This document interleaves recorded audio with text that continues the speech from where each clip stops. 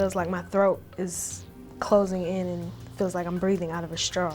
You know, one instance, you don't have your inhaler with you, you know, you don't know what can happen. It's the #1 cause of emergency department visits amongst children in the United States. It causes more school illnesses than any other chronic illness in the United States. It is asthma. More than 20 million Americans have asthma. Although it is usually diagnosed in childhood, it's a condition that can strike anyone, at any age. It's like you inhale, and it's almost as if you're underwater. It's like you inhale and nothing goes in. Brianna knows all about asthma. She's had it since she was 3 years old. But as she got older, she didn't always want to deal with her condition. Asthma growing up for me was tough. My mom was very religious about me taking my medication. I remember numerous times where I just didn't want to take it, you know, because I felt that if I was taking my asthma medication, then I was weak, that I wasn't, you know, as good as other people, and it just was a hassle for me, and a lot of times I would purposely forget about it. While she excelled at many things, she saw herself as the girl with asthma. Some children are self-conscious about using their inhaler in school. They're self-conscious about having their peers see them with trouble breathing. They want to fit in with everyone around them. They want to fit in with the other kids who are their age. And that means that they may not try to call attention to themselves when they actually do need to seek medical attention, when they actually do need to reach for an inhaler. It was hard. It was hard because no one else seemed to have it at the time. But in reality, more than 1 out of 10 Americans under age 18 has been diagnosed with asthma. How do teens with asthma stay healthy? How important are asthma medications and knowing how to use them properly? Those are questions Brianna eventually had to face. Having an asthma attack is probably the most scary thing you could ever imagine. Why do you think some teens resist taking their asthma medication?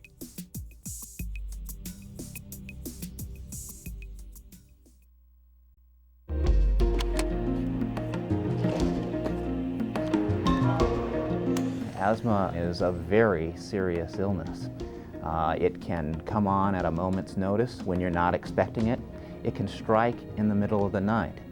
It feels as if you're being choked. What is asthma? The medical definition is a chronic inflammatory disorder involving constriction of the muscles lining the bronchial airways. What really happens during an asthma attack? First, there is swelling that narrows the lining of the airways.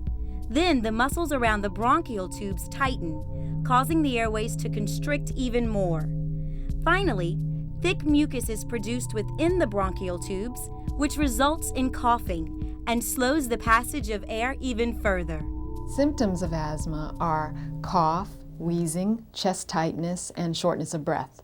And in many people, they never wheeze, they just cough. And so many people don't know they have asthma because the only symptom is cough. So knowing the symptoms and seeking medical help to find out if you have asthma is the first step. This is particularly important because if asthma goes untreated, it can cause permanent damage to the lungs. You can allow the lungs to become fixed or scarred such that they never return to their normal state. But by early treatment, we can prevent that from happening. Alexandria had asthma symptoms for years and didn't know it. They showed up most often when she played basketball. It was the allergies that originally made me go to the doctor, but then when I mentioned the symptoms, he diagnosed me with asthma as well. We thought it was just her exerting herself and not being able to breathe, so we just said, you know, sit down and calm down and it would go away. Doctors say getting the proper treatment for asthma is a crucial part of living with it. There were even cases of fatal asthma in children because their disease hasn't been adequately treated. It truly affects the quality of their life that they live.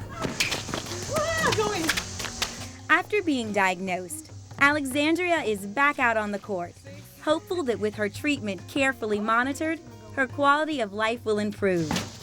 Hopefully I won't get any of the symptoms anymore, so I'll be able to play longer and better because I can breathe better. Alexandria only recently started taking asthma medicine. Other teens have been on medication for years. I can handle it and just, take my medicine and then it gets better. Jack says at this point, taking the medicine is just an everyday part of life. He says it's because he listened to his doctor and followed the doctor's instructions right after he was diagnosed. Because I have such a routine, it's a daily part of my life. I don't think about it at all. It's just like brushing my teeth or, taking a shower or something. It's just a part of my life.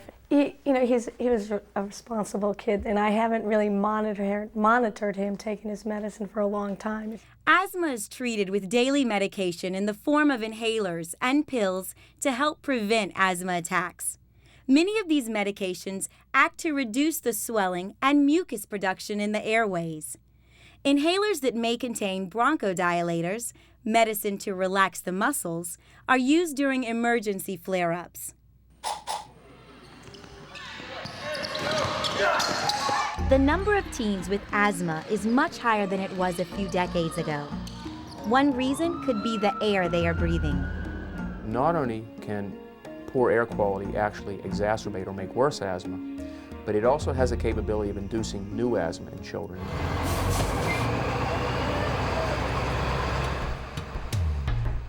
It smells like old gas.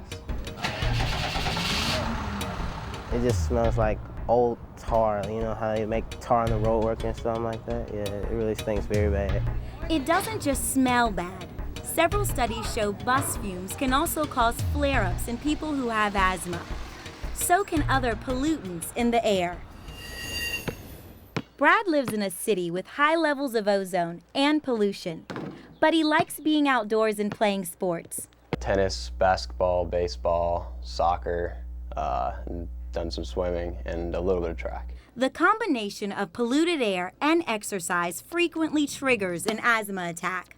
We're dealing with a situation where there is an irritant that's being moved in and out of the lungs at a more rapid rate because of the amount of exercise that those individuals are doing. I mean, you're restricted and you have no control over it, and you're breathing heavy and you don't really have a choice, and I mean, it's just lack of control, and that's the scariest part. So if Brad wants to keep his asthma under control and stay healthy enough to maintain his activities, he has to do more than just take his medicine.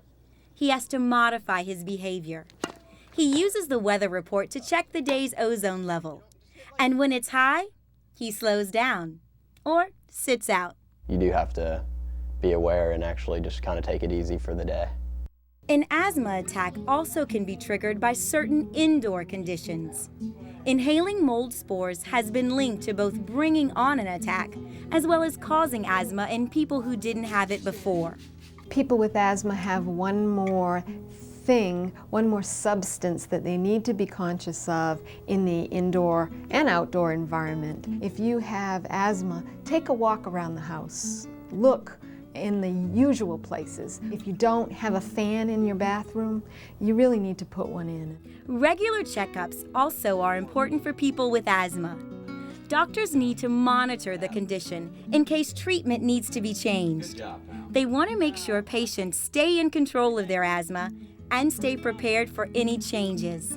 A severe flare-up can happen at any time. It is not to be taken lightly, and it's important to know that we have very safe medicines and very safe asthma plans. Blow it out hard, Katrina. Squeeze. Keep going, keep going, keep going. Squeeze, squeeze, squeeze, squeeze. We can't do any more. Take that deep breath back in and relax.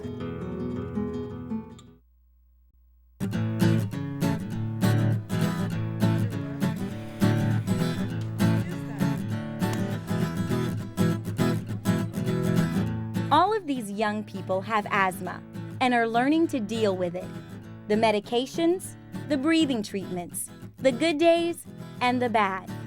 But what about their future? Will their asthma keep them from doing things they enjoy? Will it keep them from living full, active lives? Brianna knows the answer is no. It never stopped me from doing anything. You know, I always participating in whatever I wanted to. I played basketball, I played soccer, I ran track, I played softball. I played at least three, sometimes 4 sports. Brianna is proof that asthma doesn't need to hold you back. She's had asthma almost her whole life, but still triumphed as a member of the U.S. women's soccer team, bringing home a gold medal and a World Cup championship. She went to the emergency room a few times in her early teens because she wasn't taking her medication. She got better about taking it after that, but gradually slacked off.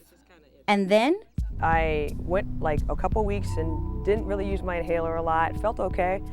Had a really strenuous session at training one night in March and was jogging and running, and usually my asthma is gradual.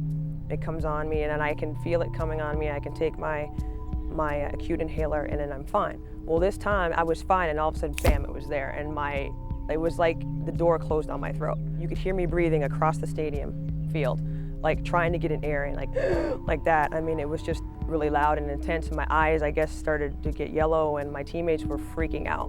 And I ended up in the emergency room that night, got a treatment, and was there for a good 3 or 4 hours. And then that's when I realized that I have to get this under control.